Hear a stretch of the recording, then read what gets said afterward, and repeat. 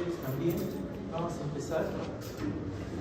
Vamos a hablar un poco de apendicitis. ¿Ya? Entiendo que han almorzado. A ver. Creo que te sientes más acá adelante. ¿Ya? ¿Empezamos? Con tu permiso. ¿Sí? Empezamos, ¿sí? Están almorzado, están con la marea alcalina, así es que algunos se van a dormir de repente, pero procuren no hacerlo, ¿sí? Vamos a hablar de un tema muy importante en cirugía. Soy el doctor Remy Quesada, cirujano del Honorio Delgado, para presentarme.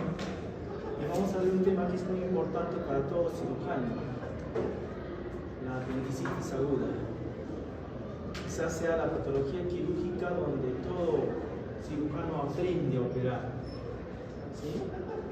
Vive de las vesículas, pero aprende con las apendicitis. Entonces, vamos a conocer un poco lo que es apendicitis. Debería haber más coro, ¿no? Pero no hay. Entiendo que se decepciona porque hay algunos docentes que no vienen, postergan sus clases y se cree el desgobierno, lamentablemente. Pero deberían de venir. Es por el bien de ustedes, porque no sé qué hacen a estas horas los que no vienen. La obligación de ustedes es estudiar y aprender. Si no están acá, ¿dónde estarán? Sabe Dios. En fin, vamos, Víctor.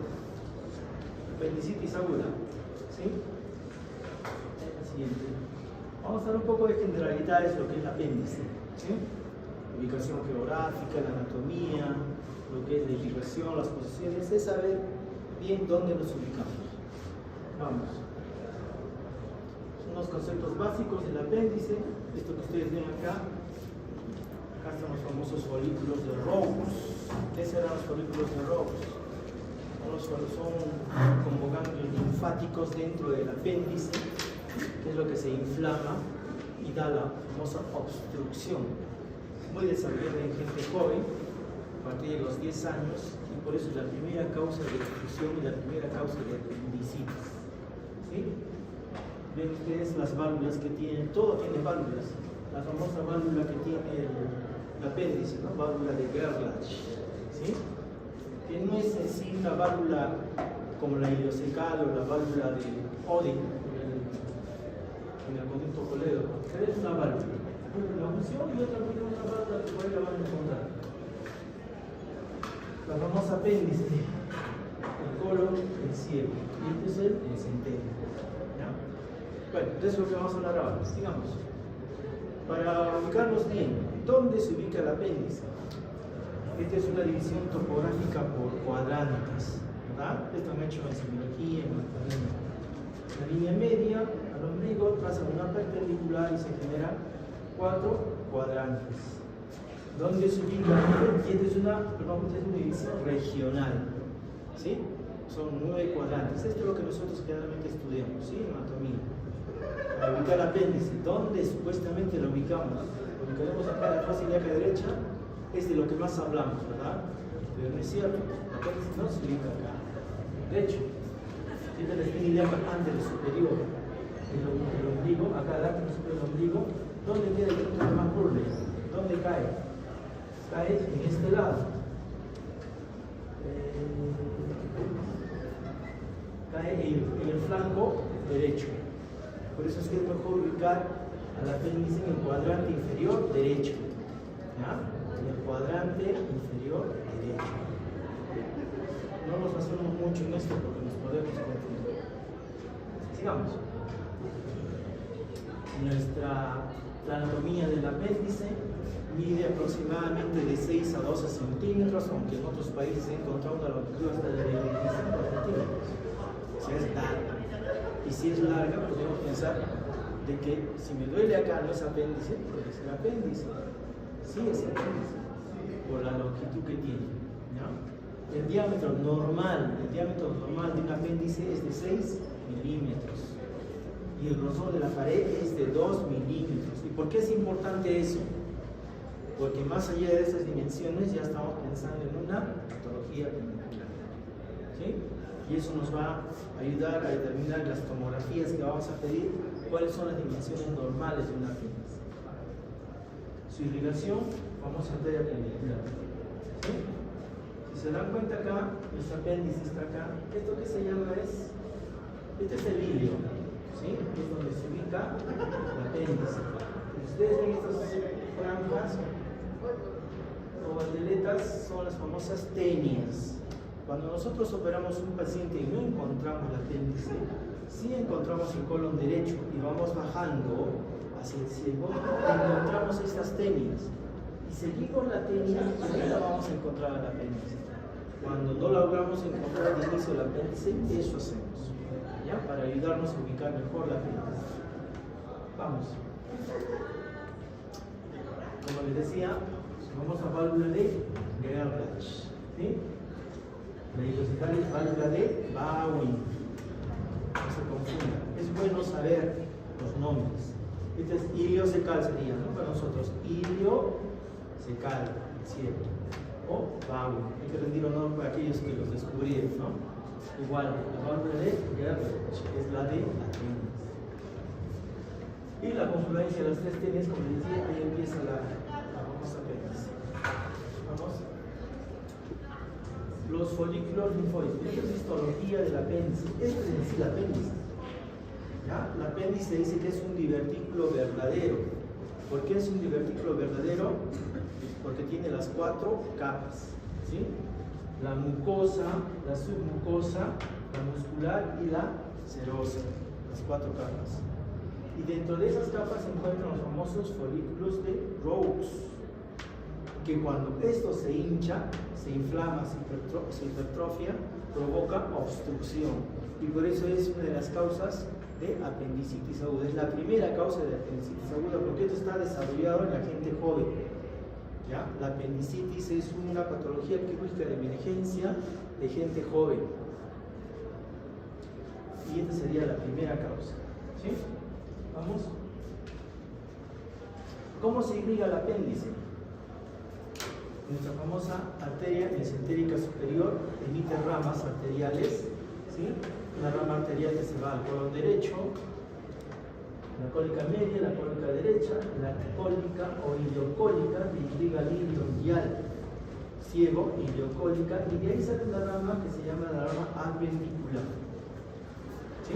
Sale de la aorta sale la mesentérica superior, que es una de las ramas anteriores de la aorta, y de ahí comienza a distribuirse lo que es las arterias para el colon. De una de ellas sale la arteria apendicular. ¿Ya? ¿Es importante eso? Es importante. El drenaje se supone que es lo mismo, ¿sí?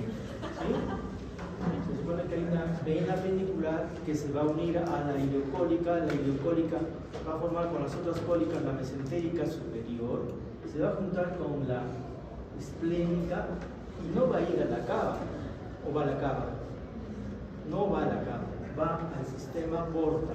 ¿Y el porta dónde va? Al hígado, ¿sí? ¿Por qué sería importante esto?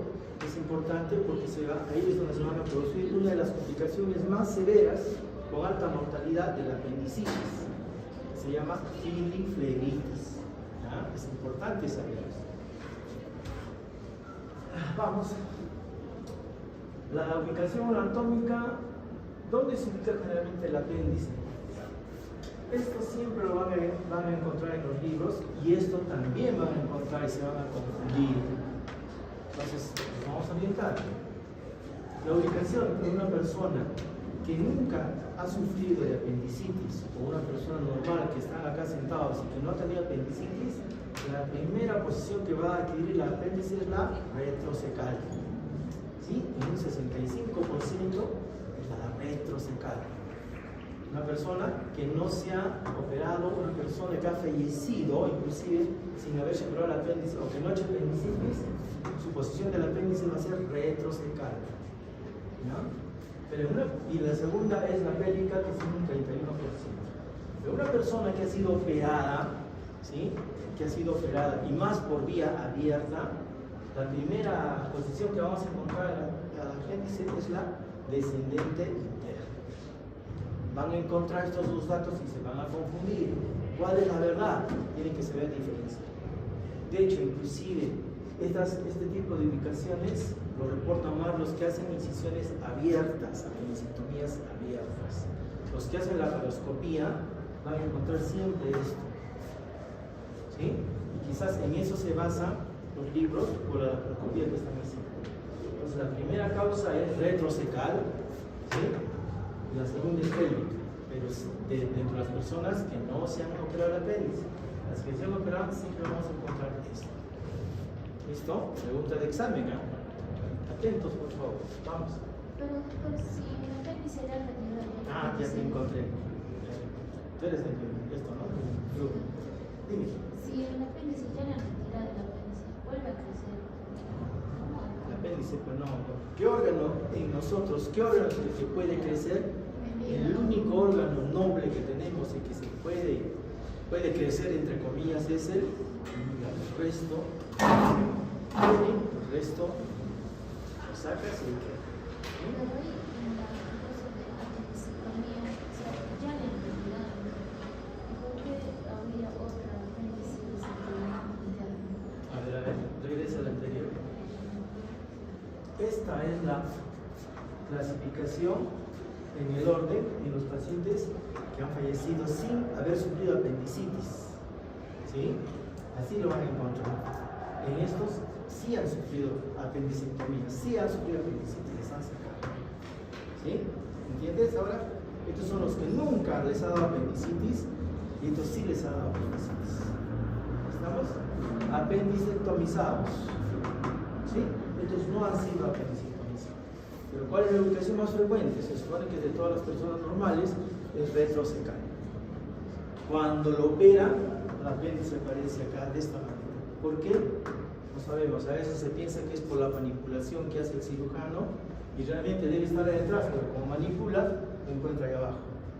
Los laparoscopistas, de hecho, si haces una laparoscopía o una apendicectomía laparoscópica, siempre encuentran atrás. Siempre le encuentran atrás. Pues le dicen retrocecal. ¿Sí? Vamos. Y por eso se dice que el 65% de los apéndices son retrocecales hacia atrás. ¿Ya? Y estas son las otras definiciones o otras cuestiones. Vamos. Al final vamos a hacer las preguntas, ¿ya? Para no perder el libro. ¿Qué función tiene el apéndice? Antes se decía que no tenía ninguna función, más bien era un estorbo, era un peligro, un riesgo tener el apéndice. Hasta el siglo pasado, por ejemplo, las mujeres que se cesareaban, se les hacía cesáreas, le sacaban el apéndice como profilaxis, le sacaban el apéndice. Actualmente ya no se saca el apéndice, porque hay estudios en los que dice que el apéndice tiene una función. ¿Cuál es la función? Una de ellas dice que es refugio de las bacterias. A veces cuando nosotros estamos con una diarrea, decimos debe ser infecciosa, agarras y te tomas todavía más antibiótico y te barres más la flora. Ustedes saben que en el colon hay dos tipos de floras, una flora mala, una flora que nos hace daño y una flora buena que nos protege de esa flora mala. El equilibrio entre esas dos floras hace que nosotros también estemos equilibrados. Pero ¿qué agarramos? Estamos con diarrea o de pronto hemos comido algo contaminado, ¿sí? Nos tomamos antibióticos, ¿no? De hecho, que el médico, especialmente el médico, es el peor paciente. Ustedes van a ser los peores pacientes. Entonces, ¿qué pasa? Nos barremos tanto la flora mala con la flora buena cuando tomamos antibiótico. Y nos vamos así con diarreas y diarreas, y ya pasó 10 días, 15 días y seguimos con diarreas. ¿Por qué? Porque no solamente hemos barrido con las malas, sino también con las bacterias buenas. Entonces, por eso se dice que cuando hay ese problema, el apéndice abre su válvula, retiene a los gérmenes benignos y los cierra. Cuando termina el tratamiento el tratamiento antibiótico, abre sus puertas la apéndice y comienza a repoblar toda esa flora que hay en el intestino. Se dice que es una de las funciones que está cumpliendo, al menos una de esas funciones. También se dice que produce la inmunoglobulina A. Obvio, no es el lugar donde se produce la inmunoglobulina A exclusivamente. ¿Ustedes saben dónde se producen las inmunoglobulinas? ¿Dónde se producen las inmunoglobulinas? Se producen los linfocitos B, ¿sí? ¿Y dónde se producen los linfocitos B? En la médula de los huesos, ¿ya? Que el apéndice apoye, ayude, no significa que al sacarla ya voy a quedar inmune sin la inmunoglobulina A, no. ¿Ya? Como les decía, de hecho, son funciones que todavía están en interrogante. El otro día me hicieron la pregunta, y ahora, si le saco el apéndice, ¿ya no va a producir inmunoglobulina A? No. ¿Sí? Y también se dice que se usa para usos médicos, o sea, prótesis. Algunas veces, especialmente los ginecólogos, se llevan los uréteres cuando hacen cesárea, se cortan los uréteres. ¿Qué hacen? Hacen prótesis. Puede hacer una prótesis de apéndice. ¿Sí? Sucede. Bueno, por eso es que ahora el apéndice no se retira, ya no es profilaxis, hay que dejarlo. ¿Sí? Antes se decía, así, el científico que se va a la Antártida, o se va a la Luna, o se va al espacio, hay que sacarle el apéndice por si acaso. Ahora ya no. Quizás a ellos, pero ahora ya no. Como esto de la medicina, la cirugía robótica, donde tú operas aquí, tú estás acá con tus máquinas, estás operando en otro continente, ya no va a ser necesario sacar el apéndice como profilaxis. ¿Ya? Vamos. Entonces, estas son las funciones que se puede encontrar que tiene el apéndice, pero esto entre comillas. ¿Sí? Todavía hay discusiones al respecto. Ustedes son de la época de la medicina basada en evidencias. ¿Sí? Todo tiene que ser con evidencia, tienen que demostrar las cosas, no es así nomás. Bien, son las funciones que ya van a tener en cuenta ustedes como para poder entender por qué ya no se retira el apéndice, por qué ya no se hace profilaxis en el apéndice. Vamos bien. Entonces vamos a entrar de lleno al tema en sí, la apendicitis aguda. Itis, inflamación, ¿sí? Itis, enfermedad, apendicitis. Inflamación del apéndice secal por múltiples causas, especialmente es la obstrucción. Todo proceso inflamatorio generalmente es por obstrucción, pero obstrucción de la luz apendicular en este caso. ¿Sí? Obstrucción. Pregunta de examen. Vamos. Y se dan todos estos mecanismos. Obstrucción, luego hay inflamación y luego hay perforación. ¿Sí? Que eso lo vamos a revisar. Vamos, etiología, ya hemos dicho que la obstrucción apendicular es de la luz apendicular es la etiología principal de una apendicitis. ¿Sí? Y de hecho hemos hablado que el 60% está relacionada a la hiperplasia de los folículos linfoides, o sea, esto que les decía. ¿Sí? El 60%. Porque eso es lo que está más desarrollado en las personas jóvenes. ¿Sí? Hasta los 29, 30 años está bien desarrollado. Entonces, si esto se obstruye porque esto es hiperplasia, ¿sí? Entonces, y es la primera causa de apendicitis, podemos pensar que la obstrucción o hiperplasia de los folículos linfoides provoca apendicitis. La segunda causa es el 35% un fecalito o un coprolito, como quieran llamar, que eso generalmente ya corresponde a personas mayores, adultas. ¿Sí? Un joven no puede tener un coprolito, sí puede tenerlo, ojo, ¿ya? Sí puede tenerlo. Y estas son las demás distribuciones. Relacionan cuerpos extraños, bezoars, parásitos. ¿Qué parásitos están implicados más en las apendicitis? Los TTs, los EVs. ¿Sí? Los TTs es Trichuris trichura o tricocéfalo. Los EVs son enteroides verbiculares o oxiuros. ¿Sí?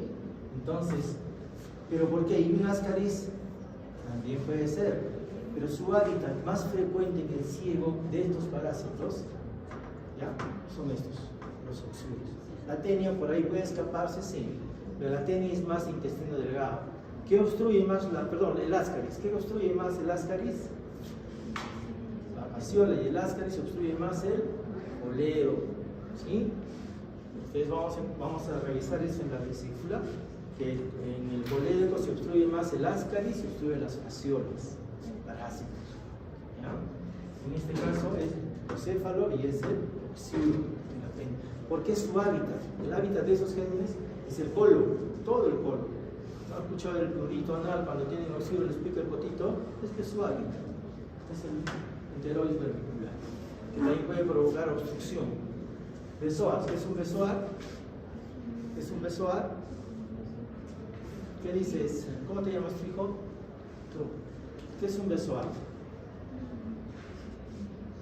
¿Qué es un besoar? Es un cuerpo extraño, ¿verdad? Hay gente que se anda comiendo los cabellitos, las uñas y se forman así como ovillos, ¿ya? Y eso provoca obstrucción.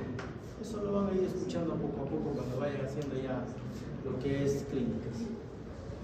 Y obviamente tumores. Hay cáncer de apéndice, sí hay cáncer, ¿sí? Vamos. Esto es lo mismo. La hiperplasia de los ciclos, la familia de Rhodes, ¿sí? Casi un 60%, 35% son los fecalitos y el resto, ¿sí? Para reforzar lo que les estaba diciendo primero. Vamos. En cuanto a epidemiología, el apéndice es la urgencia quirúrgica más frecuente, es la primera, podría decirse. Es la primera después de la cesárea, pero ¿cómo la primera después de la cesárea? Es que la cesárea es fisiológica, ¿no es cierto? La cesárea es fisiológica, el apéndice es patológica. Entonces, de las urgencias quirúrgicas, de todas las urgencias quirúrgicas patológicas, es primera el apéndice. De todas las urgencias quirúrgicas, no estoy hablando de patológico, de todas las urgencias quirúrgicas es la segunda. Todas las urgencias quirúrgicas son cesáreas y apéndice, pero la cesárea es fisiológica, el apéndice es patológica, ¿sí? Esto a nivel local, nacional o mundial constituye más o menos el 7 al 10%. Aquí en Arequipa hay estudios que la apendicitis se ha producido en nuestra población de un 7 a 10%. Quiere decir que más o menos de 100 personas hasta 10 hacen apendicitis. En todo el Perú lo mismo, a nivel mundial lo mismo. Por eso se dice que de 7 a 10% es la incidencia de apendicitis, ¿sí? La mayor incidencia es entre la segunda y tercera década de la vida. Por eso que la hiperplasia de los folículos de Rhodes es la primera causa, porque ellos están más desarrollados sus folículos. ¿Listo? Diferencias en cuanto a presentación y el sexo. Solamente en la primera década hay una diferencia, si predomina en el varón. Los niños tienen más apendicitis que las mujeres. Solamente en la primera década, ¿ya? El resto es igual. El pronóstico es más favorable, mientras más precoz hagamos el diagnóstico, es mejor para el paciente, ¿sí? Mientras más tardío, nos va a traer una mortalidad más o menos. Mientras más tardío va a producir complicaciones. En el 10% de los casos, que son casi el 40%, fallecen por apendicitis, ¿sí? Entonces tenemos que hacer el diagnóstico lo más temprano posible. La mortalidad es 0.1%. Felizmente ahora es así. Antes era hasta el 10%, ahora es menos del 1%. Porque ya nosotros estamos estudiando bien la clínica de las apendicitis. Y eso es lo que tenemos que aprender ahora. Apendicitis.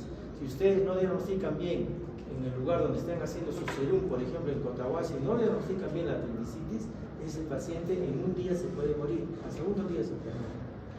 Y los responsables van a ser ustedes. Porque la apendicitis es un diagnóstico eminentemente clínico. Ahí no necesita laboratorio, no necesita imagen, es clínico. Y hemos dicho que es la primera causa de emergencia quirúrgica.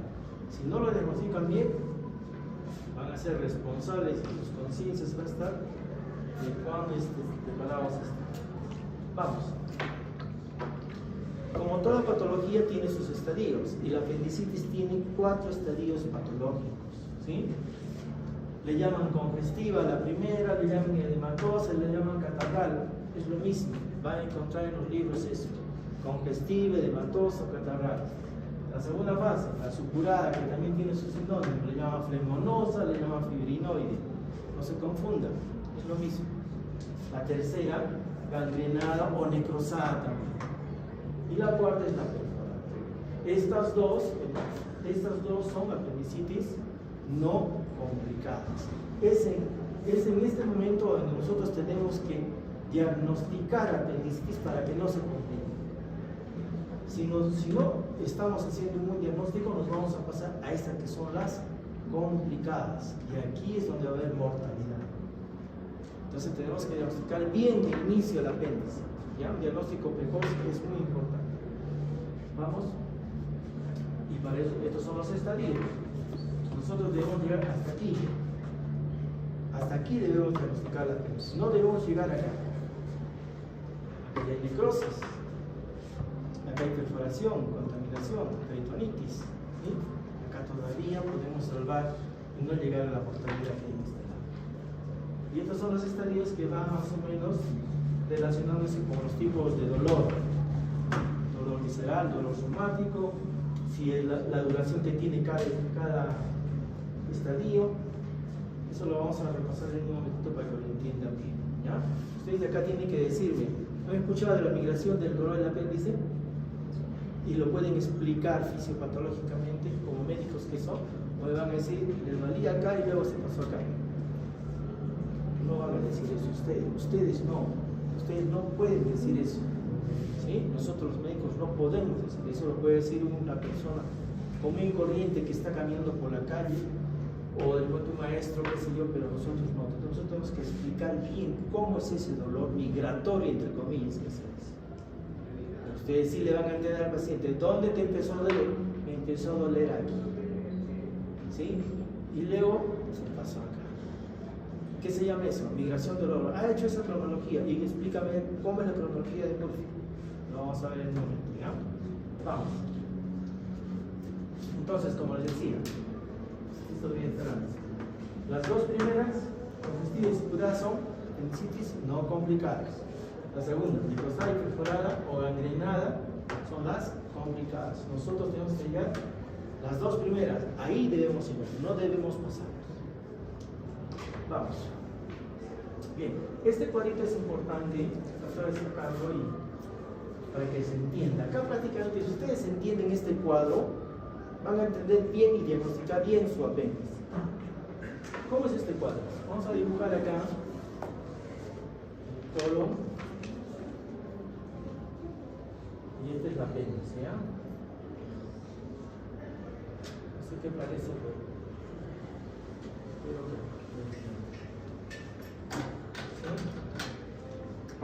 ¿Qué sucede?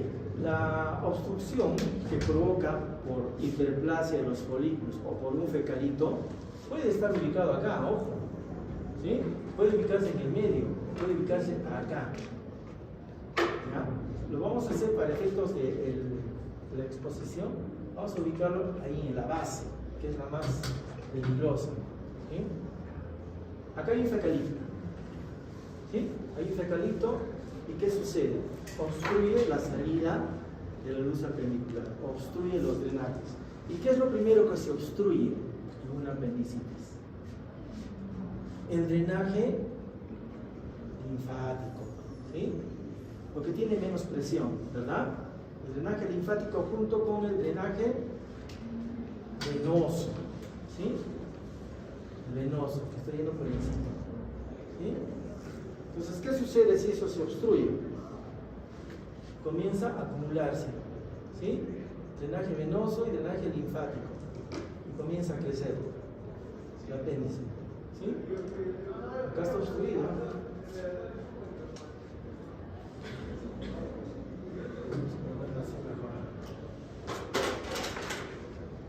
Está obstruido.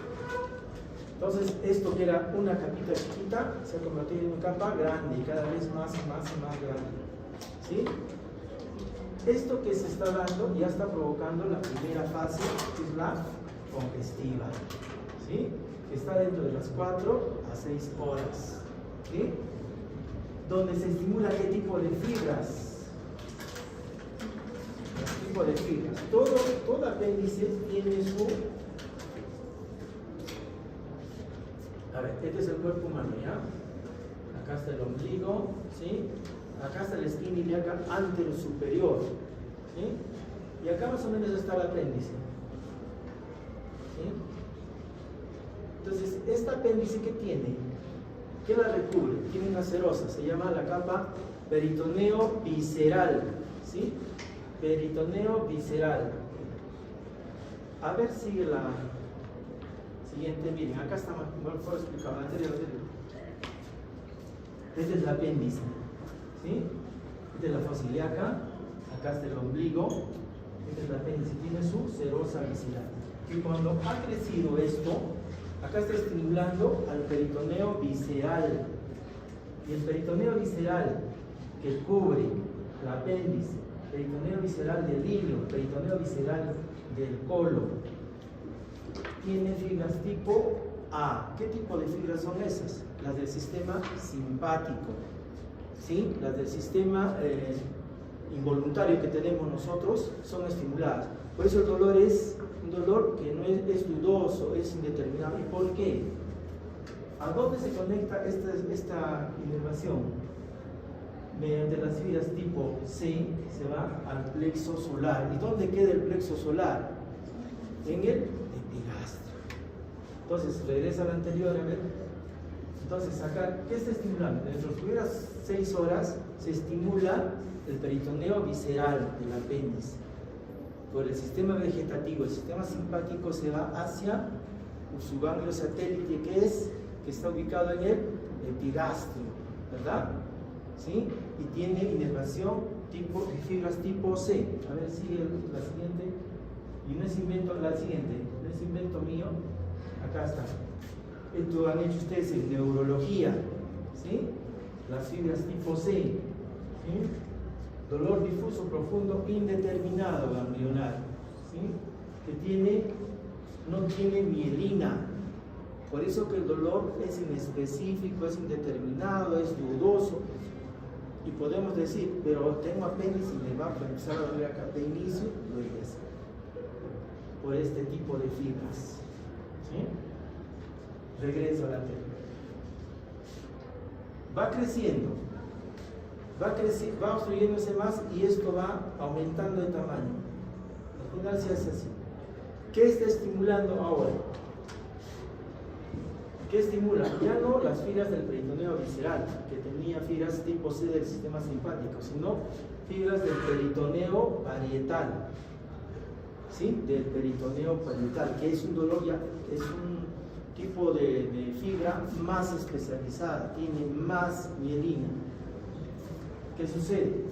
Ya no va al plexo solar, aquí, en el epigastrio, sino se va por la vía aferente,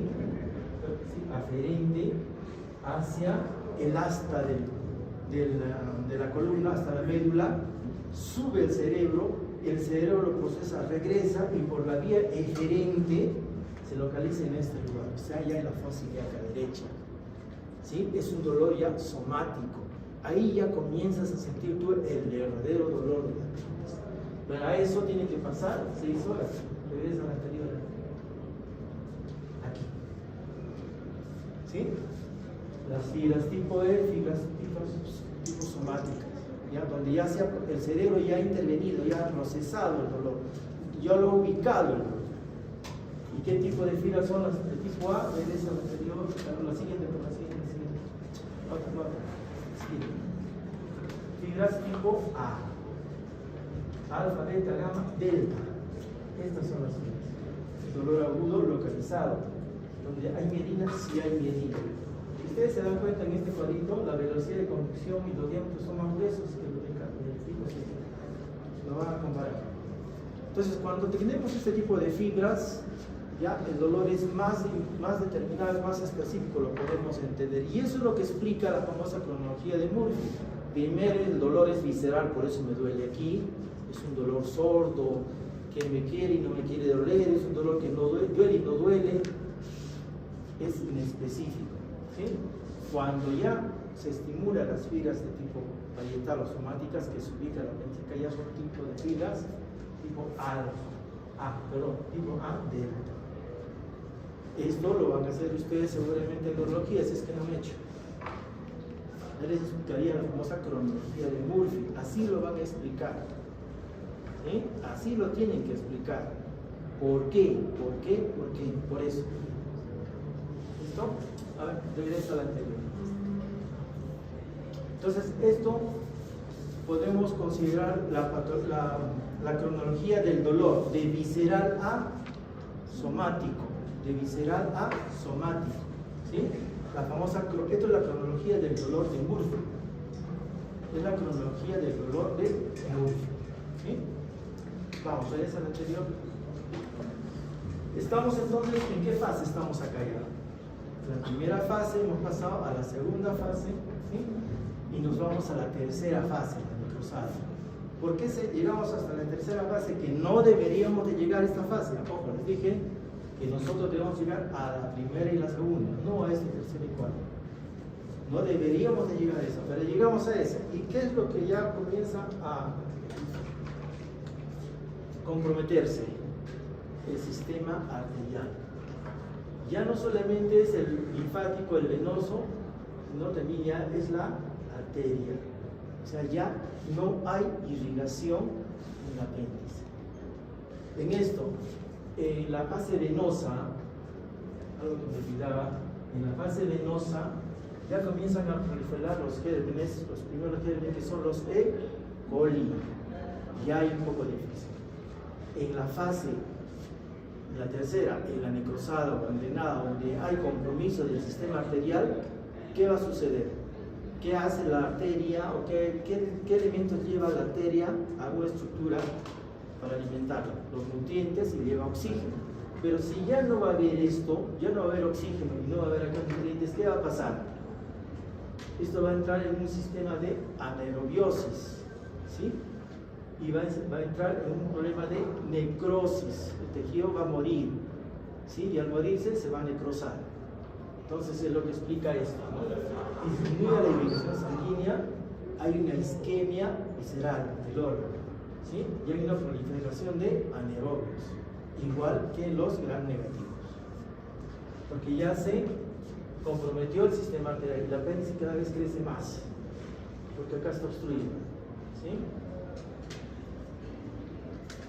Y la famosa perforada, ya pues si ha muerto el tejido, ¿qué va a suceder? Que se va a partir, se va a romper, ¿sí? Y al romperse va a provocar la perforación y probablemente la peritonitis. ¿Entendemos? Y esas son las características de cada una de las fases que se producen. Esta necrosada llega después de las 12 horas. 6 horas más 6 horas, 12 horas más 12 horas, llega a las 24 horas, llega a perforarse el apéndice. Vamos a llegar a esta fase, no debemos de llegar a esta fase, ¿sí? Y la correlación clínica es esta, ¿no? Cuando se estimulan las fibras simpáticas de inicio, ¿qué hay? Primero el dolor visceral, que es inespecífico, ¿sí? La anorexia. En las preguntas de examen que se da para la residencia, no sé si ahora se dan para el internado, siempre les preguntan, ¿dónde está? ¿Qué se llama tu colega? ¿Ha venido? Bueno, conversábamos con ellos, con mi grupo. El dolor apendicular, ¿es un dolor, es un síntoma o es un signo? Ambas cosas, ¿ya? El dolor es signo y síntoma. Síntoma porque lo siente el paciente y signo porque también nosotros podemos observarlo.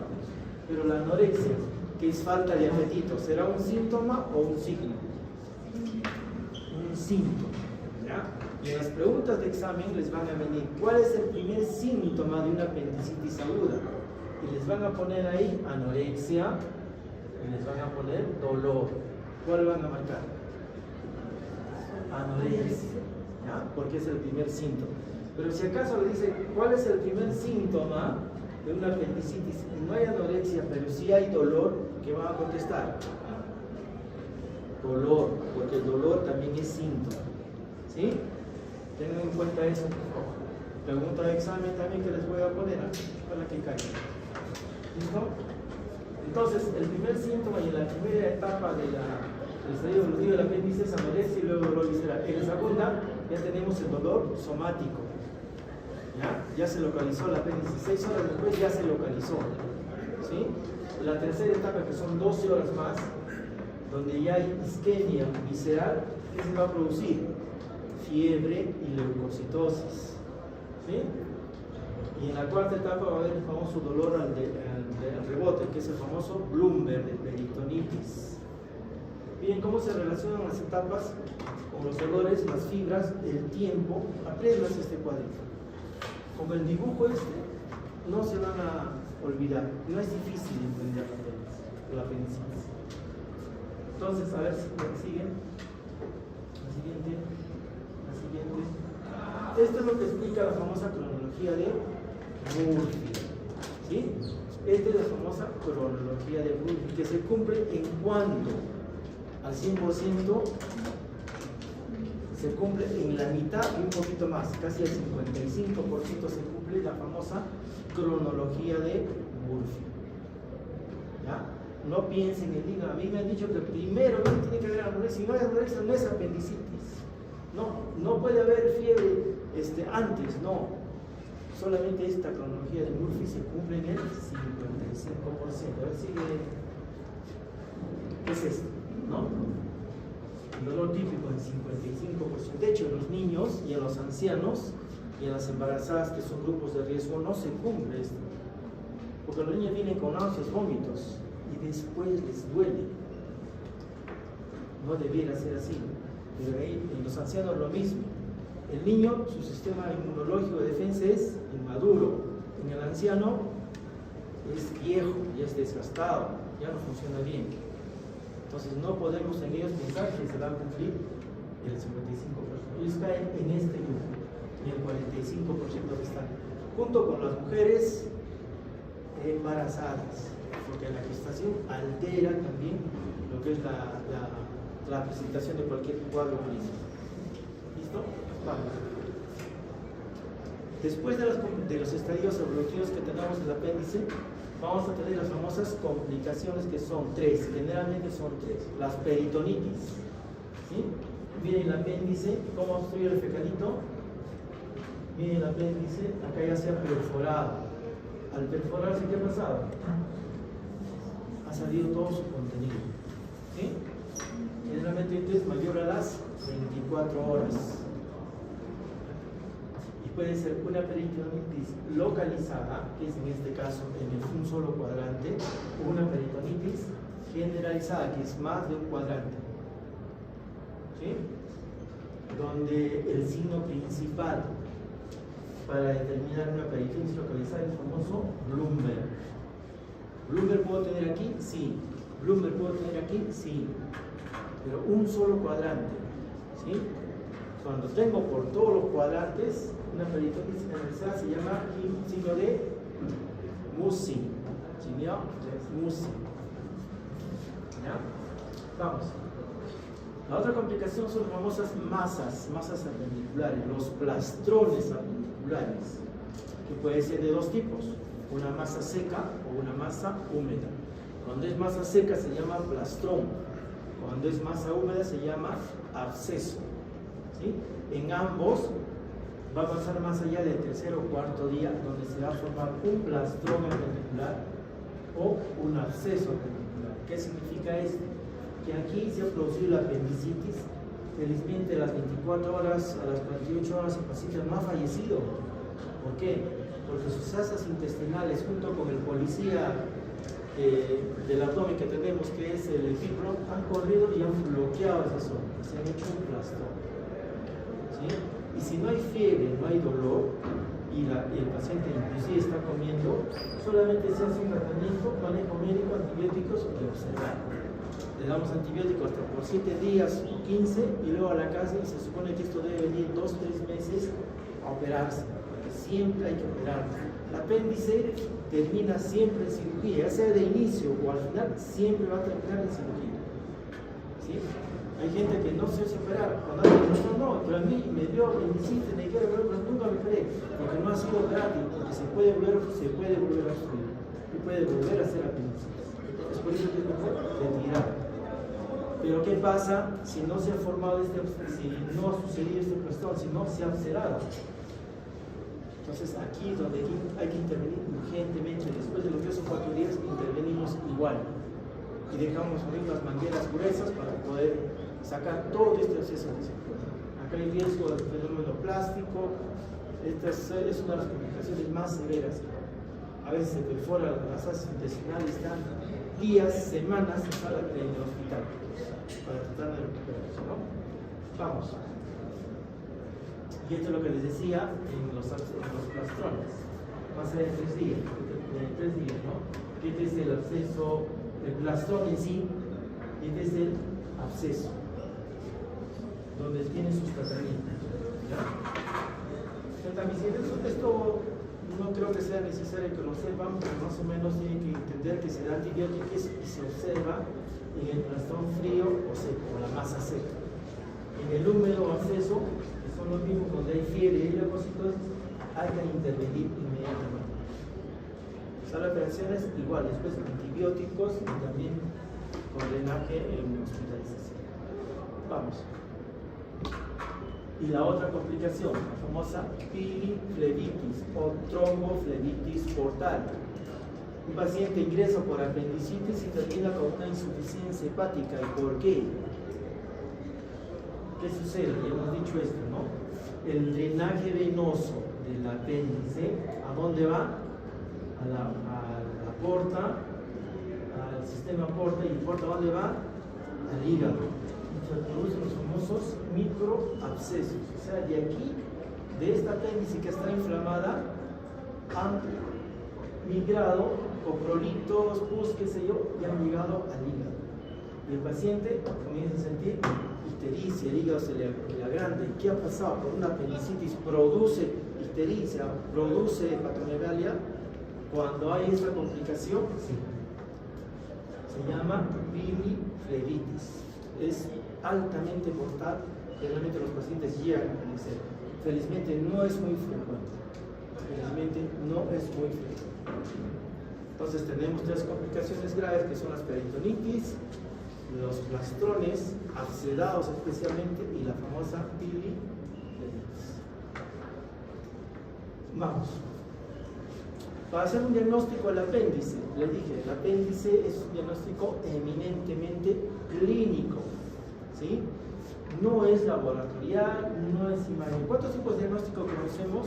Nosotros conocemos 4 tipos de diagnósticos, al menos en la práctica clínica.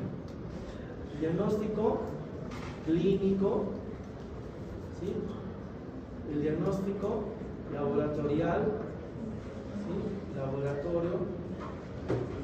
El diagnóstico imagenológico, imágenes, y el diagnóstico anátomo-patológico, ¿sí? ¿Cuál de estos es el más importante? ¿Qué dices? ¿Cómo te llamas, hijo? Renzo. Andrés. ¿Cuál es el más importante? ¿Cuál crees? Clínico. No, el más importante es este. Este es el que nos dice qué ha pasado realmente. Pero ¿qué sucede con el diagnóstico anatomopatológico? ¿Cuándo aparece? Cuando todo está consumado y consumido, al final, ¿verdad? Porque cuando yo opero un paciente, saco una pieza operatoria, le envío recién a analizar, y a los 7 días recién me llega, sí ha sido de apendicitis. Entonces, ¿me va a servir eso? No me va a servir. Me sirve esta imagen es operador dependiente, no me sirve. Me sirve el laboratorio, igual, operador dependiente, no me sirve. ¿Cuál es el que me sirve? Este. El diagnóstico clínico. Ese es el que tengo que yo, y he estudiado para hacer un buen diagnóstico. 7 años he estudiado medicina para determinar este diagnóstico clínico. Por eso que el apéndice es eminentemente clínica. Los demás apoyan a la clínica, pero no descartan el diagnóstico. Porque no me sale leucocitosis. ¿Puedo yo decir no es apendicitis? No, pero hay dolor, pero no hay leucocitosis. En la ecografía no hay nada, en la tomografía no hay nada. Entonces, ¿no es apéndice? No, pero sigue habiendo dolor. Entonces, la clínica es la que manda. ¿Ya? Vamos. Entonces, como es la clínica la que manda, en apendicitis hay un montón de signos. Puntos dolorosos hay como 10. ¿Nos vamos a aprender los 10? Difícil, ¿no? Aprender los 10. Signos clínicos. Signos clínicos hay como 40 y tantos. Nos vamos a poner los 40 y tantos. A ver, siguen. 13, 14, 25, a ver, siguen. 36, siguen. Bien, 40 ciclos más 2 triadas. Nos vamos a aprender eso para una apendicitis. No, ¿no es cierto? Es mucho. Pero que nos aprendamos por lo menos unos 4 o 6, creo que es suficiente. ¿Ya? Entonces, ¿cómo es eso? A ver. Sigue la siguiente. Aprendámonos los 4 puntos dolorosos. 4 puntos dolorosos, nada más. 2 M's, 2 L's. ¿Les parece? ¿Sí? Aprendámonos los signos y síntomas. Perdón, los signos. Aprendámonos el Rousing, aprendámonos los iliosoas, el obturador y el Blumberg. Nada más. 4. Para los de peritonitis, 6. La cronología de Murphy, no lo olvidemos, del dolor visceral asomático es la cronología del dolor de Murphy y es de la famosa secuencia de Murphy. Ojo, no es lo mismo. La secuencia es que viene primero el dolor, náuseas y fiebre, como hemos visto el cuadrito anterior, y la cronología es de visceral asomático. Es la famosa cronología de Murphy. No confundan, esta es secuencia y esta es cronología. ¿Sí? Entonces vamos a aprendernos los puntos dolorosos primero, ¿les parece? Vamos. ¿Cómo son los puntos dolorosos? 2 M's, 2 L's. ¿Qué es el McBurney? El ronquito. Una línea. Trazamos una línea de la espina ilíaca. Acá está la espina ilíaca antero-superior derecha. ¿Sí? Se traza una línea que va al ombligo, se divide en 3 tercios y en la intersección del tercio externo con el tercio medio, ahí se ubica el punto de McBurney, que traduce una apendicitis para secar alrededor del cielo. ¿Sí? El siguiente punto que nos vamos a aprender, la otra M, Morris. Morris, en la intersección de la misma línea del tercio interno con el tercio medio, el tercio externo. McBurney es tercio externo con el tercio medio.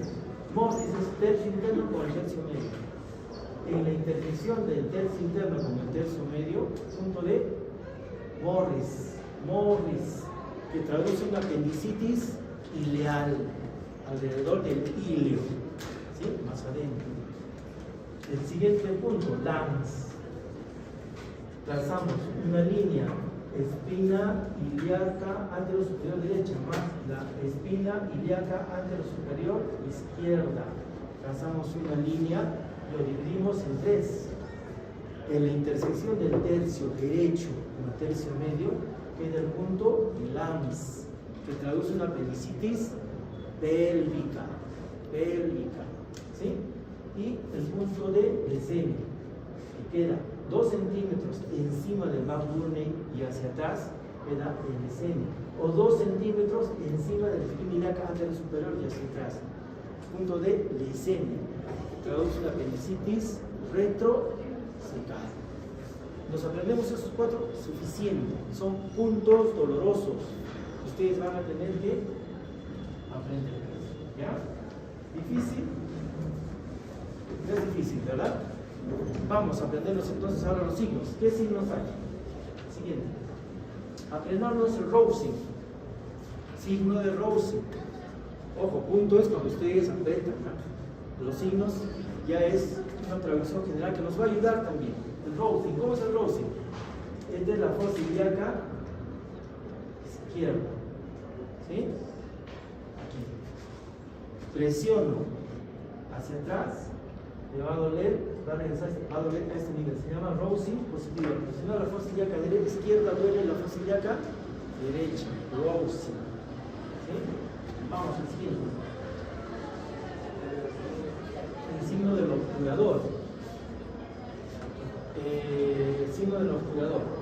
Esta es la forma en que se hace el signo del obturador. Miren, en decúbito dorsal levantan la pierna, la rodilla la doblan y la llevan un poquito hacia afuera.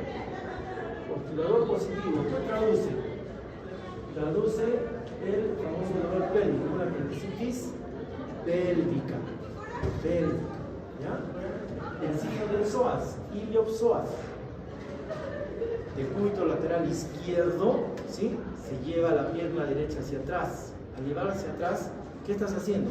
Estás estimulando al psoas y el psoas está hacia atrás, entonces produce una apendicitis retrosecante. ¿Sí? Retrosecante. Sería con el decenio, ¿verdad? Y la técnica sería con el punto LAMS y decenio. ¿Sí? No. En los niños no les vas a apretar el punto de Mahmoud, ni no le vas a decir voy a hacerte LAMS, voy a hacerte decenio. A los niños no les puedes decir eso, porque los niños son muy sensibles. ¿Qué hacemos a veces con los niños? ¿O qué hacen los pediatras? Les dicen el signo de Dunphy. ¿Qué le dicen? O también a los adultos. Tosen. A ver, tosen. Va a toser fuerte. ¿Dónde te duele? Le dicen. Y él va a señalar. Eso se llama signo de Dunphy. Eso también tiene que aprenderse. O el niño del salón, el signo de talón, pie-talón. Le dicen al niño que se pare de puntitas. ¿Sí? Y suéltate. Y le comienza a doler. Al niño no lo toquen, ¿ya? Porque el niño es bien rebelde, no va a querer hacer, y a los papás todavía peor, no va a querer que le hagan doler a los niños. Entonces, ellos solitos tienen que sacar sus signos. Dos signos que pueden aplicar a los niños es el Dunphy y el talón pie. Más signos, ¿cuántos hay? 40 y tantos. ¿Nos vamos a aprender los 40 y tantos? No. Que se aprendan estos, suficiente. Dunphy y el psoas obturador, el famoso Rose, ¿sí? Los 4 signos. Y los famosos signos de Plumber y el Musi, para peritonitis localizada y para peritonitis generalizada. 6. No les pido que se aprendan más, que sepan bien eso, suficiente. ¿Sí? Vamos. Ahora, ¿cómo nos ayudamos? Esta es una tablita de la tabla de Alvarado, no sé si han escuchado. Antes se trabajaba bastante con eso, pero ahora ya no. O mejor dicho, ha regresado esto de la escala de Alvarado. Es importante saberlo, porque esto nos ayuda mucho a nosotros a cómo diagnosticar una apendicitis. Escala de Alvarado con la mnemotecnia de Mantrels. ¿Ya? Si quieren castellanizarlo, reemplacen esta R por una D y les va a salir Mantrels. Esta T por una D y les va a salir Mantrels. ¿Qué significa? Migración del dolor, 1. Anorexia, 2. Náuseas y vómitos, 3. ¿Sí? Hipersensibilidad significa dolor en el cuadrante inferior izquierdo, derecho, ¿verdad? Dolor puede ser más burne, pero hay dolor. La R de rebote, que significa Blumberg, peritonitis, Blumberg, elevación de la temperatura, cuando hay fiebre, cuando hay isquemia visceral, cuando hay compromiso arterial, leucocitosis, igual, cuando ya está necrosado, ¿sí? Y cuando hay desviación izquierda. Hay una escala de Alvarado modificada que no lo considera esto. ¿Por qué? Porque a cada uno le da un puntaje de 1, pero solamente le da al McBurney, podría decir, le da 2 puntos, y a la leucocitosis le da 2 puntos. Si consideramos la desviación izquierda, que sería el laboratorio, ¿cuántos puntos hace? 3. Cuando ¿cuántos hay? 2. No puede valer más laboratorio que un signo clínico. Por eso es que en la escala de Alvarado modificada no lo considera la desviación izquierda, solo le vemos 2. Si sumamos todo esto sale 10, en la modificada solamente serían 3. ¿Cambien algo la clasificación? No cambia. Porque de 1 a 3 es no apendicitis. Si sumamos todo eso, le damos un puntaje de acuerdo a esto, de 1 a 3 no es apendicitis, puede ser otra causa, puede ser un embarazo ectópico, puede ser quirúrgico, sí, ojo, puede ser quirúrgico, pero por apendicitis no. ¿Sí? Cuando es de 7 a 9 o de 7 a 10, ya es apendicitis, ya tenemos que operar, algo hay. Pero si nos sale en esto de 4 a 6, ¿qué hacemos ahí? Ahí está dudoso el diagnóstico. Entonces, ¿qué es lo que se hace generalmente? Dos cosas. Si estamos lejos, esperamos 6 horas más y le volvemos a hacer la evaluación de la escala de Galois. Si estamos en Arequipa, ¿qué hacemos? Laboratorio, esperamos 6 horas. Pero si a las 6 horas me vuelve a salir lo mismo, 4 o 5 o 6, ¿qué hago? Le hago la famosa tomografía. Aquí en Arequipa, tomografía. En Cotahuasi voy a esperar un laboratorio más o voy a esperar nueva reevaluación. Si sigue el dolor, me lo mando al equipo que puede ser otra cosa. Entonces, esta escala de Alvarado nos ayuda mucho a nosotros a determinar cómo vamos a trabajar o cómo vamos a diagnosticar una apendicitis. ¿Ya? Donde el más riesgoso es cuando cae de 4 a 6. Ahí es el problema. Y eso son preguntas de examen también. ¿Sí? La escala de Alvarado tiene un valor del tipo negativo, dice, o sea, más te descarta que te afirma. O sea, sirve más para descartar apendicitis que para diagnosticar o afirmar que es una apendicitis. ¿No? Entonces, por esto nos ayuda a nosotros para cómo podemos orientarnos y ordenarnos para diagnosticar apendicitis. Y esto ayuda bastante. Es como ayuda. Ojo, podemos empezar con toda esta mnemotécnica que sería el famoso Mandrels, ¿ya? Mandrels. No se olviden de eso. Escala de Alvarado o escala de Mandrels también tenemos. Vamos. Ya hemos dicho que el diagnóstico es evidentemente clínico de apéndice. Pero ¿qué podemos encontrar en el laboratorio? En el laboratorio vamos a encontrar lo siguiente. Apoya el diagnóstico un hemograma completo que será casi positivo en un 90% de casos. Hay leucocitosis. Hay 10% donde no hay leucocitosis. ¿Por qué motivos? Sabe Dios. La leucocitosis tiene que ser mayor a 10.000, tiene que haber una neutrofilia, tiene que haber una desviación izquierda para que haya una leucocitosis. ¿Qué otro examen podemos pedir? Un examen de orina.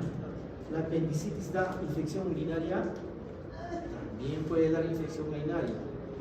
¿Cómo diferenciamos una infección urinaria por apendicitis o una infección urinaria propia del mismo aparato urinario? Por los famosos nitritos. Nitritos negativo significa que es una infección urinaria producto de apendicitis. Nitritos positivo tiene su infección urinaria propia de su aparato urinario. ¿Ya? Pero no se cubre tampoco al 100%. Ojo. Que me sale infección urinaria y entonces no es apendicitis, no. Las dos cosas pueden ir de la mano a veces. Lo que es glucemia, siempre se pide en un paciente 4 exámenes: hemograma, hemoglobina, glucosa y creatinina. Hemograma para ver si hay infección, hemoglobina si hay anemia, glucosa para ver la famosa enfermedad, la diabetes, que es una de las enfermedades más frecuentes y es la que nos puede alterar cualquier evento quirúrgico, nos puede alterar su desarrollo. Y lo que es hemograma, glucosa y creatinina para ver lo que es función renal. ¿Ya? Entonces siempre debemos pedir eso. Coagulopatía también, los tipos de coagulación, tipo de sangría. Y lo que es proteína C reactiva, que generalmente no se pide mucho eso. Simplemente los 4 primeros exámenes es suficiente para poder ya evaluar al paciente si va a entrar a cirugía o no. Vamos. Y el otro diagnóstico, clínico, laboratorial y el diagnóstico por imágenes.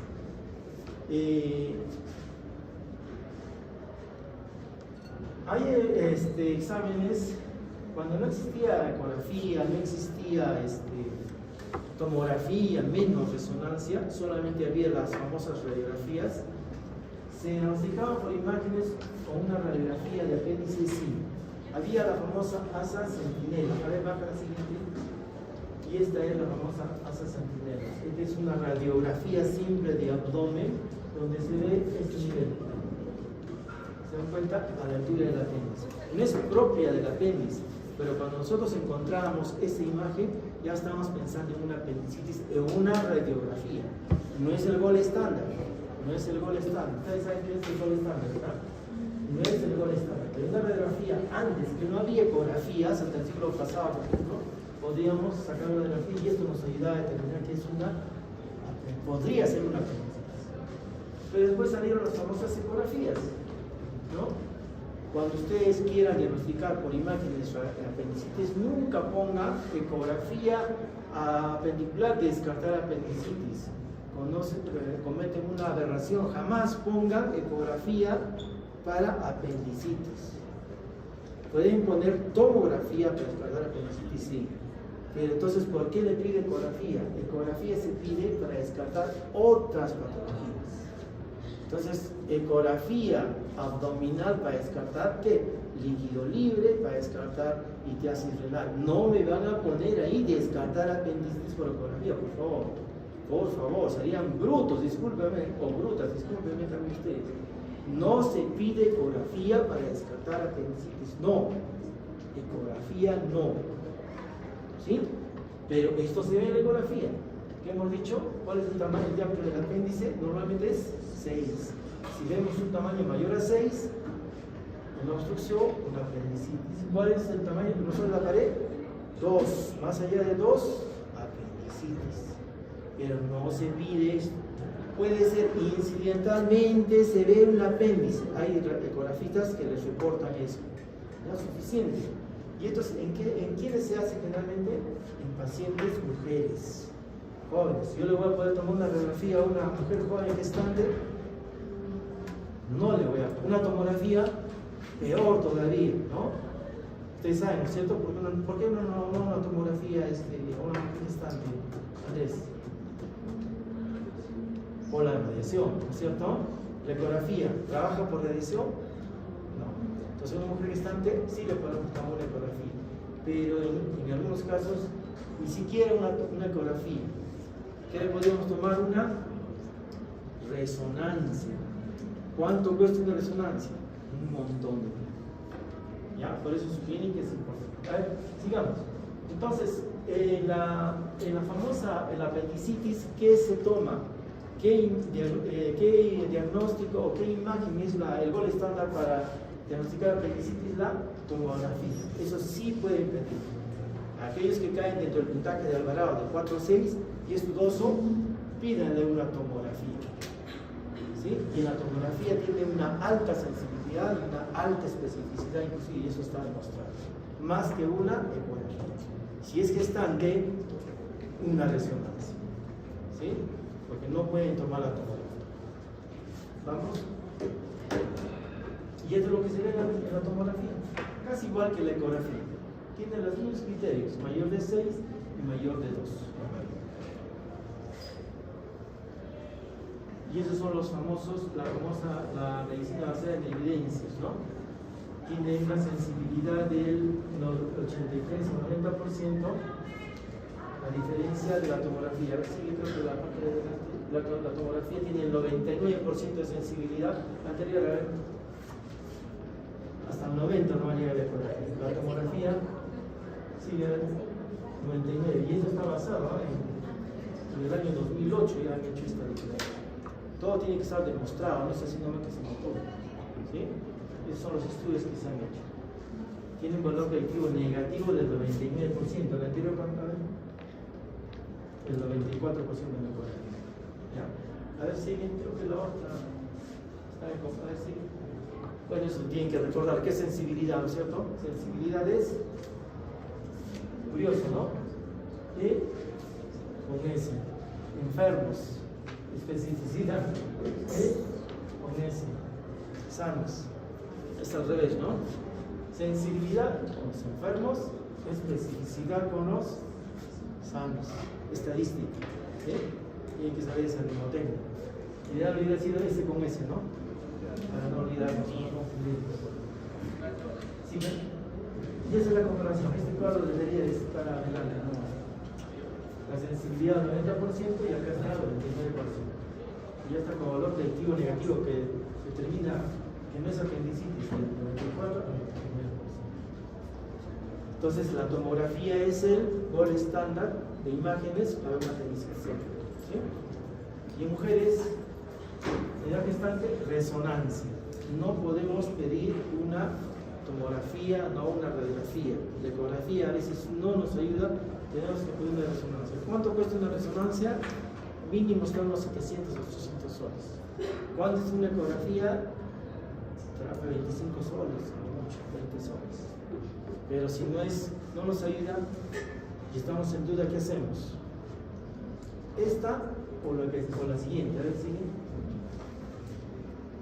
La famosa laparoscopía diagnóstica, que ahora ya no es solamente diagnóstica, sino ahora es terapéutico también. Antes antes de hacer un corte, se ponía un puntito y se introducía un tubo a esta apendicitis, a cortar. No, ahora no solamente se hace diagnóstico, sino también se hace otro huequito más y se comienza a curar con la laparoscopia. Por eso, actualmente ya no es diagnóstico de la laparoscopia, sino también es tratamiento quirúrgico. ¿Sí? Vamos. ¿Y para qué sirve? ¿Y qué es la laparoscopia diagnóstica? ¿Qué era? Es un procedimiento mínimamente invasivo, tiene alta sensibilidad. Tú lo miras, pues lo observas, estás mirando. Lo que tú miras no te va a engañar, ¿no? Minimiza adherencias, qué sé yo. Pero eso es lo que se hacía en la laparoscopia diagnóstica.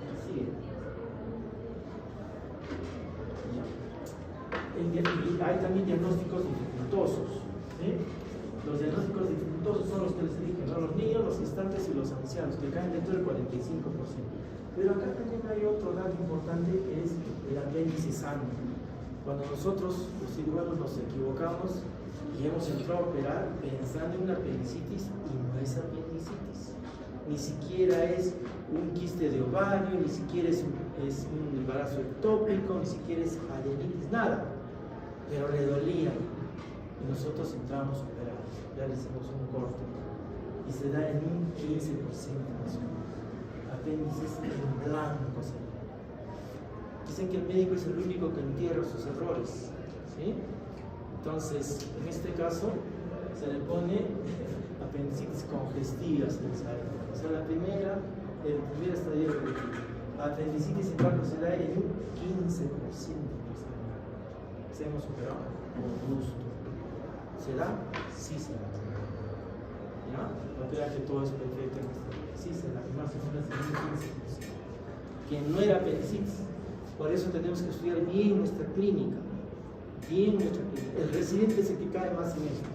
Porque el residente quiere operar todo, le da la cabeza, quiere operar.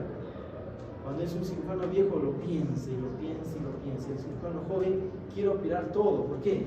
Porque quiere aprender, pues. Quiere practicar, en otras palabras. Es capaz de practicar en su amigo, no tiene problema ahí. Entonces hay que a veces agarrar al residente, cálmate, pero no quieres esto. Y eso nos hace caer en este porcentaje. ¿Sí? No sé cuántos de acá les gusta la cirugía, espero que no sean muchos, pero eso sucede. Vamos.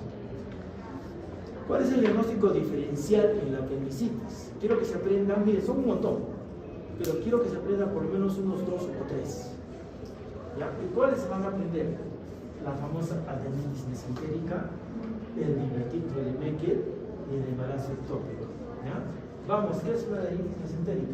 Así que, adenitis mesentérica será lo que hemos dicho de los folículos de Rhodes, la hiperplasia de los folículos de Rhodes. No es folículos. Miren, ¿dónde están los folículos de Rhodes? Andrés, ¿dónde están los folículos de Rhodes? Aquí están los folículos de Rhodes, dentro del apéndice. Esos hiperplasias o hipertrofia provocan obstrucción. Esta adenitis se refiere a esto de acá que está en el meso. ¿Sí? En los niños, cuando hay una infección viral, un resfrío, ¿qué sucede? Que los ganglios linfáticos comienzan a hipertrofiarse, comienzan a doler. Y como su sistema inmunológico no está bien desarrollado, también esto comienza a doler a esta altura. ¿Sí? Entonces dice, dolor frecuente en fosa ilíaca derecha, frecuente en niños, ha habido una infección viral antes. Por eso cuando ustedes preguntan a un niño, ¿no has estado con tos, no has estado con frío, no te dolía la garganta hace 2 o 3 días? Les va a decir que sí. Y se puede estar relacionando mucho con la adenitis mesentérica, que es un diagnóstico diferencial especialmente en niños. Como es algo viral, ¿qué va a haber? Linfocitosis. ¿Habrá leucocitosis? Puede haber leucocitosis, pero hay desviación izquierda. No va a haber desviación izquierda porque hay linfocitosis. Eso nos ayuda a diferenciar una adenitis mesentérica de una apendicitis en un niño, porque el dolor siempre va a estar ahí. Ojo, Si solamente hay dolor en esa zona y no hay leucocitosis, no hay imagen, 2-3 días sigue con dolor, eso se llama síndrome mínimo pendicular. 3 días, ¿qué hacemos? Tenemos que empezar a saber. Algo hay ahí adentro. Así nos equivoquemos. Digamos, dentro de 10 a 15%, tenemos que entrar. Algo hay. Algo. Cerciorarnos de que no haya una apendicitis que esté retrosecada, lo que sea.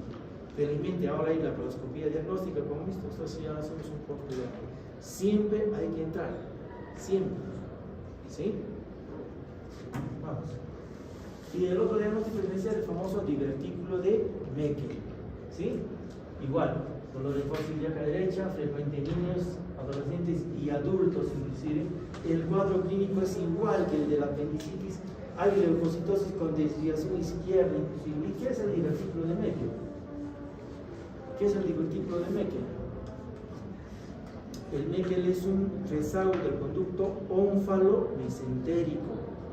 Cuando uno es feto dentro de la mamá, también deglute líquido amniótico, es como comer. ¿Por dónde salen las comidas? No va a salir por el ano, sale más bien por un conducto que va del intestino medio hacia el saco vitelino. Y eso es el conducto ónfalo-mesentérico, que al nacimiento se cierra, se debe de cerrar. Pero ¿qué sucede en algunos casos? No se cierra, queda ahí. Va creciendo y va formándose como un divertículo, ¿sí? Y eso al obstruirse va a provocar dolor apendicular. ¿Por qué? Porque está más o menos hasta a 1 metro de la válvula ileocecal. Si la válvula ileocecal está aquí, puede estar a 10, 20, 30 centímetros, no más allá de 1 metro, ahí queda el divertículo de Meckel. Y confunden con una apendicitis. Por eso es diagnóstico diferencial, la diverticulitis de Meckel. ¿Sí? Siguiente. Y en mujeres, el embarazo ectópico es lo que más frecuentemente hay. ¿Ya? ¿Cómo diferenciamos el embarazo ectópico? Ahí te sigue, Víctor. Mediante dolor de fosa ilíaca derecha, hay antecedente de amenorrea, hace 2 meses que no me baja la regla, estoy embarazada, sí salió este embarazo positivo, hay palidez. Ojo, que es un embarazo ectópico ya complicado, ya reventado, porque si no ha reventado, todavía puede estar ahí, ¿sí? Hasta que reviente. Al final va a reventar porque no es su ubicación normal. Entonces vamos a encontrar palidez, vamos a encontrar hemoglobina baja, inclusive puede haber leucocitosis. ¿Sí? Entonces, el embarazo ectópico complicado es una complicación que hay un diagnóstico diferencial para apendicitis en mujeres en edad fetal. A ver, sigamos. Y los otros diagnósticos, que ya un montón. Ya hemos dicho linfadenitis mesentérica, puede haber ileitis, diverticulitis, colecistitis, pancreatitis. Pancreatitis, ¿qué tiene que ver la pancreatitis? ¿Qué tiene que ver una perforación gástrica? ¿Qué tiene que ver una úlcera duodenal con la apendicitis? ¿Qué piensan? Todos los líquidos, todas las secreciones bajan hacia la parte posterior, al fondo del saco de Douglas, o sea, la parte inferior. Todo por gravedad baja. Y eso hace confundir con la apendicitis, porque ahí comienza. Cualquier líquido, ya sea líquido seroso, sangre o comida, una perfusión gástrica va a irritar lo que es el peritón, va a provocar ese dolor. Por eso hay estos diagnósticos diferentes. Vamos a tener unos toditos que lo tengamos en cuenta suficiente. ¿Sí? Vamos. Como les decía, el tratamiento de la apendicitis es quirúrgico, ya sea precoz o ya sea diferido, siempre va a ser quirúrgico. ¿Sí? Vamos. Y existen 2 tratamientos. Este es el antiguo que ya va a pasar a la historia, ya está pasando a la historia. El incisional. Esto es lo que está ahora en boga. La cirugía mínimamente invasiva, o sea, la laparoscopía. ¿Quién no quiere que le haga una laparoscopía? Antes, hasta hace unos años, 2, 3 años antes de la pandemia, no confiaban en esto. No resultaba, no, se complica, y era cierto. ¿Por qué? Porque es como una prueba de aprendizaje que estábamos haciendo nosotros. A pesar que en Lima ya se hace esto desde el siglo pasado. esta es más segura, sí es segura. Pero ahora ya la gente ya está pidiendo esto porque no quieren estos famosos cortes, ¿no? No quieren exhibir esos cortes cuando se vayan a la playa, especialmente las mujeres. Entonces, la incisional todavía se hace, pero ya está pasando al exterior. Ahora es la laparoscopia. ¿Y cómo es la apendicitis incisional? ¿Cómo era? Todavía es, mejor dicho, ¿cómo se hace? Se hacía para dos tipos de cirugías. Las cirugías no complicadas, que es esta, son incisiones para cirugías no complicadas, o sea, apendicitis congestiva y apendicitis supurada, ¿cierto? No complicadas. Y estas es las medianas, apendicitis necrosada y apendicitis perforada más peritonitis. ¿Sí? Miren, la incisión de McBurney oblicua, ¿sí? La incisión de Rocky Davis transversa o la palmeriana. Y esta es la mediana infraumbilical para las complicadas, estas son las no complicadas. Así se hacían esas incisiones. ¿Ya?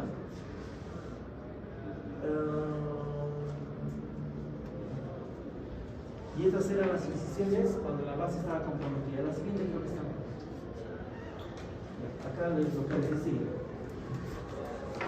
Incisiones no complicadas, Rocky Davis, acá todavía le han puesto mnemotecnia, R con R, transversa, B con B, oblicua, McBurney y transversa.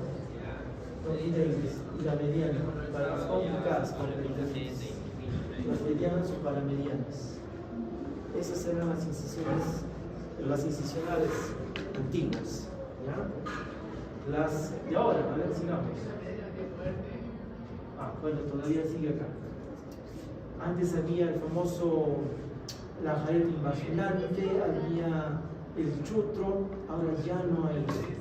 ¿Qué estamos haciendo ahora? Todavía estamos haciendo unión libre dentro de las abiertas. Esto se hace en la laparoscópica, unión libre. Si es una apendicitis no complicada, hacemos el nudo aquí y lo dejamos, cortamos acá y dejamos libre. Cuando hay base no comprometida, cuando hay base comprometida hacemos la famosa bolsa de tabaco. Alrededor hacemos una horna, lo hundimos y queda así. Jareta invaginante o invaginación de esta jareta que se hace.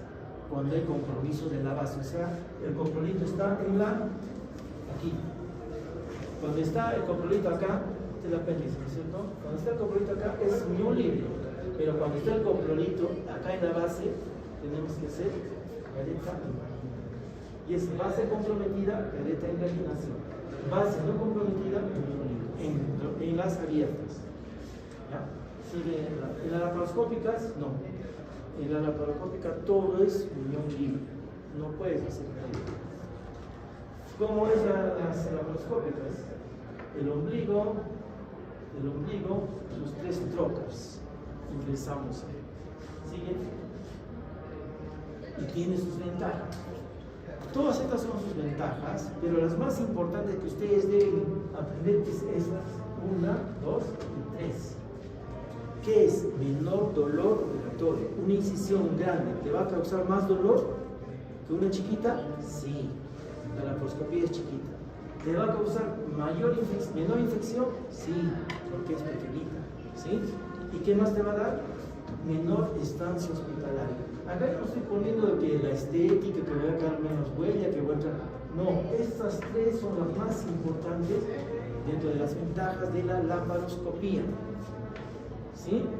Porque acá te va a generar que no estés con dolor. Un paciente ahora, actualmente, que le calmes el dolor, a la hora el paciente se recupera en 2-3 horas. Pero si va a estar con dolor, el paciente no va a querer desangrar. Si prohíbe lo que es la infección del sitio operatorio, que es lo que hace la laparoscopía, el paciente se va a recuperar más rápido. Y al recuperarse más rápido, ¿qué va a suceder? Se va a ir rápidamente a su casa. En la laparoscopía, al día siguiente se están yendo a la casa. ¿Sí? ¿Y esto qué provoca? Menos gasto para el Estado. ¿Cuánto gasta un paciente por día? Tienes que pagar al médico, a la enfermera, al técnico, la cama, la alimentación. Por día, 100 soles. Por 5 días, 500 soles. En una laparoscopía, te gastas un día 100 soles. Ese paciente inclusive se reincorpora a trabajar o a estudiar a los 2-3 días, ya está recuperado. grande. Pero también, como tiene ventajas, tiene desventajas. ¿Y cuáles son las desventajas? A ver, sigue Víctor. Esas son las desventajas. Con 50 céntimos me opero un apéndice abierta. ¿Cuánto me opero una laparoscópica? ¿Cuánto te dije? ¿Cuánto les dije? ¿Cuánto les dije? 1 millón de soles. ¿Qué? Escuchaba. ¿Qué? Es cierto. Así cuesta esa máquina. Las pantallas, los monitores, el insuflador de oxígeno, el CO2, los trockers, es gratis. Cerca de 1 millón de soles. Ahora, como ya están entrando aparatos chinos, está costando lo de 400 o 500 soles. Una buena máquina. 400.000 soles todavía cuesta. Un Striker cuesta. No es gratis. ¿Sí? Por eso es que la laparoscopia tiene tremendas ventajas. ¿Vale la pena? Sí vale la pena. En nuestro país, con tanta corrupción que hay, no hacemos nada. ¿Cuál es la otra desventaja? Capacitación a los. Por ejemplo, a mí no me han capacitado para hacer cirugías laparoscópicas. Yo por mi cuenta tengo que aprender. Ahora los chicos de ahora se están capacitando, aunque a medias todavía se están capacitando. Quizás en el seguro sí tienen las máquinas, nosotros tenemos una sola máquina. Estamos peleándonos para usar esa. Cuesta, sí cuesta. ¿Cuántos años me ha costado formarme como cirujano? 3 años. Para hacer esto, lo mismo tiene que pasar. Sin embargo, no estamos nosotros capacitados por esto. Cada uno se capacita por su propia cuenta. Los médicos con el siglo están haciendo. Ustedes lo harán, me imagino. Pero esto cuesta. Y la famosa, el tiempo operatorio. Siempre, como yo estoy aprendiendo, mi tiempo operatorio va a ser mayor. ¿Sí? Y es una desventaja también de la cirugía laparoscópica. Por eso que hay pacientes que se dan cuenta y dicen, no, tú no me operas la laparoscopia. A veces prefieren que los jóvenes, porque los jóvenes como crean intensos son hábiles en esas cosas, ¿no? Entonces practican mejor y les va mejor. Esas son las desventajas de la cirugía laparoscópica. 1 millón de soles, 50 céntimos o 50 soles. Pero, ¿qué pasa? Acá también hay ventajas y desventajas de la cirugía abierta. Si nosotros llegamos a las cirugías no complicadas, ¿cuáles son las no complicadas? La congestiva y la supurada. ¿Cuándo debo hacer la laparoscopia? ¿En la no complicada o en la complicada? ¿Ah? En la no complicada o la laparoscopia. El razonamiento me dice sí, pero no es cierto. No es así, yo también razonaba así. En la no complicada, ahí debo hacer la laparoscopia. Es al revés. En la complicada, ahí debo hacer la laparoscopia. Porque ahí va a haber diferencia. Ahí va a haber menos dolor, ahí va a haber menos infección. ¿O no? ¿Sí? Pero, ¿cómo voy a hacer la laparoscópica? No voy a poder ver. En la laparoscopia se ve mucho mejor que en la abierta. En la abierta tú ves directo, es cierto, directo lo miras, pero miras hacia arriba, miras hacia abajo, lo que puedas ver. En la laparoscopia puedes ingresar, te vas hasta el diafragma, te vas hasta detrás del útero. Con la laparoscopia puedes hacer eso, se mira mejor. No lo tocas, pero miras mejor. No abres tremenda incisión, pero estás sacando la pus, igual que una abierta. Entonces, la ventaja, ¿dónde hay ventaja? En apéndice, estoy hablando, en apéndice. ¿Dónde hay ventaja en la laparoscopia y en abierta? En las complicadas. Es mejor hacer la laparoscopia en las complicadas. En las no complicadas es lo mismo. Es lo mismo hacer una abierta o una laparoscópica, es lo mismo. En las no complicadas, en la congestiva supurada, es lo mismo hacer abierta, incisional o laparoscópica. En las complicadas sí hay diferencia estadísticamente significativa. Es mejor hacer laparoscopía. ¿Ya? Ojo, no se equivoquen. En las vesículas, el 99.9% deben ser laparoscópicas. ¿Sí? Ahí no debe ser abierto. Solamente en una complicación es abierto. En las apéndices, estas pueden ser casi el 60-70% así. Porque estamos diciendo que vamos a diagnosticar las apendicitis precozmente. Vamos a llegar a estas dos fases. Si hacemos abierta o laparoscópica es lo mismo, no hay diferencia. Aquí sí hay diferencia. Por lo tanto, todavía nosotros nos estamos justificando en hacer esta cirugía. En esta cirugía se hace la famosa Rocky Davis, que es una incisión transversal pequeñita, que juntando con las incisiones de la laparoscopia es la misma dimensión. Pero si es con pus filoso, si es con pus, con peritonitis, ya tiene que ser más grande. No se olviden, diferencia estadística, ¿qué es lo que dice? ¿No? En apendicitis no complicadas, no existe diferencias estadísticamente significativas entre cirugía abierta y laparoscopia. En apendicitis complicadas, sí existe diferencia estadísticamente significativa, o sea, a favor de laparoscopia. En las complicadas, hagan laparoscopia, es mejor. ¿Sí? Vamos. Y esos son los estudios que se han hecho. ¿Ya? Infección, por ejemplo, infección citopelatoria, de herida operatoria. Esta es la laparoscópica, ¿sí? La laparoscópica y esta es la abierta. Bien, de 1 a 5%. En la sitio quirúrgico, hemos dicho, infección de herida operatoria. Inclusive hasta en el ilion. El ilion es menor en la laparoscopía a un 17% que es la abierta. ¿Saben qué es el ilion, cierto? Sigamos. Lo mismo, en abscesos. En abscesos sí no hay mucha diferencia, 3% o 2%. En instancia hospitalaria, obviamente, ya hemos dicho que es mejor, ¿no? Vamos. Conclusiones: una laparoscopía en manos hábiles y bien hecha, no va a haber problema. Ahora sí, no hay tanto problema. Antes sí había problemas, se complicaba más la laparoscopía. Y los grupos especiales que les decía, famoso, niños, ancianos y los embarazadas, caen dentro de este grupo del 45% que son apendicitis atípicas. Lo típico es cuando hace cronología de Murphy, cuando hace su secuencia de Murphy, que es el 55%. El restante cae generalmente en este tipo de pacientes: niños, ancianos y mujeres en gestación. Vamos. Y en el embarazo, no recordar, no olvidarse, mejor dicho. Hace poco hemos tenido con mi grupo gestantes, ¿verdad? Gestantes que estaban con apendicitis. La primera causa de un abdomen quirúrgico en una embarazada es la apendicitis. Y sigue la colecistitis. ¿Ya? Entonces, siempre pensar dolor en una gestante, dolor abdominal, puede estar haciendo apendicitis. Ya saben dónde se ubica. Ojo que a veces, mientras más edad gestacional tenga, más va subiendo el apéndice y va confundiendo con la apendicitis. Para eso tenemos que hacer una ecografía, podríamos hacer, o una resonancia. ¿Sí?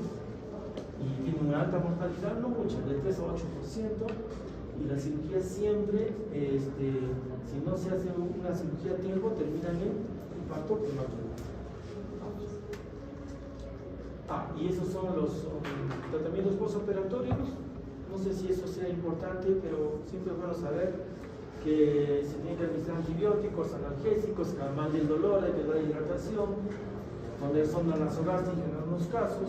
Una apendicitis simple en 2-3 días se soluciona, una complicada obviamente demora un poco más. Y dentro de las complicaciones operatorias, postoperatorias, o postoperatorias, esto es después de la cirugía, y vienen por días. En el primer día siempre pensar en una hemorragia, ¿ya? Siempre pensar en una hemorragia. Si yo lo operaba anoche al paciente y en la mañana, al día siguiente está con dolor, debo estar pensando que hay una hemorragia, tengo que pedir hemoglobina, esas son las complicaciones del primer día. El hilo paralítico, para eso ver, como he manipulado las asas intestinales van a estar paralizadas, tengo que pedir un AVE y electrolitos, porque también se ha perdido potasio. ¿El potasio provoca hilio? Sí, la hipopotasia provoca hilio. Al segundo día, ya debemos pensar en atelectasia, especialmente esos pacientes que han sido intubados, han recibido anestesia general inhalatoria, ¿sí? O de dehiscencia del riñón apendicular, o sea que se ha roto, no hemos amarrado bien. En el cuarto o quinto día, ya estamos pensando en la infección de sitio operatorio. En ese tiempo ya se van produciendo las infecciones del sitio. Y el famoso Séptimo día ya están los famosos abscesos. ¿Sí? Esta es la secuencia más o menos de las complicaciones postoperatorias de depresión. Creo que ya acabamos. Sí, creo que. Muy bien. ¿Alguna pregunta, chicos? ¿Ninguna? ¿Qué les parece apendicitis? ¿Difícil? No es difícil. No es difícil. ¿Ya? No es difícil hacer una cosa. Bien, gracias.